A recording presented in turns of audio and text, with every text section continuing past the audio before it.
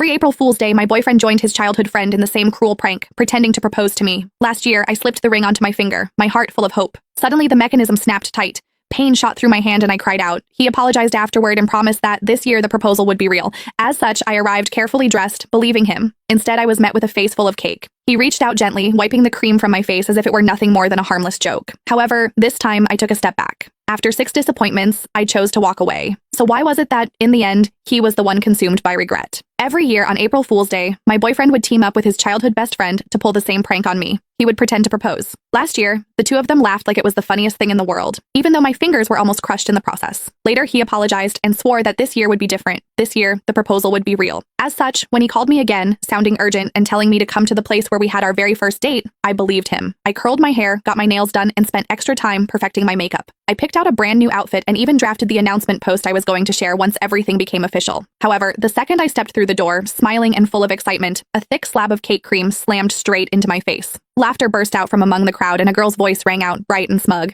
"I told you Whitney would show up, Nolan. You lost." Nolan Jones walked over and, just like always, gently wiped the cream off my face. "You got all dressed up," he said with a soft smile. "It's a shame about the outfit." Then he added, like it was nothing, "I made a bet with the guys about whether I could get you to come. I said you wouldn't.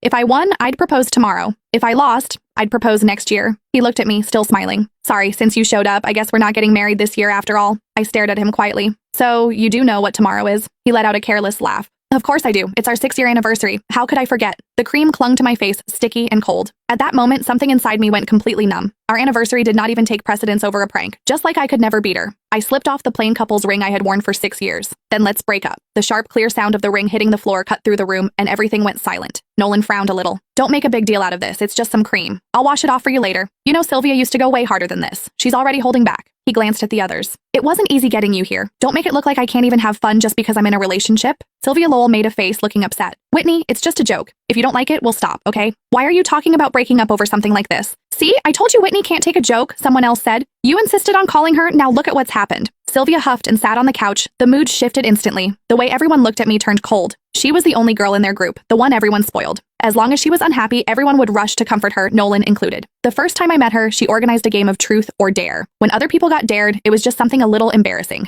However, when it was my turn, they asked me to do something way out of line in front of everyone. All I said was that it was too much and I did not like it. Sylvia's eyes immediately turned red and she ran out of the room. Everyone ran after her, Nolan too. The welcome party that was supposed to be for me ended with me sitting there alone. He never said anything about it afterward, but from that day on, he never brought me to their gatherings again, unless Sylvia said it was okay. Then Nolan looked at me, his brows pulled tight. "Whitney, apologize to Sylvia. Before, I would have swallowed everything.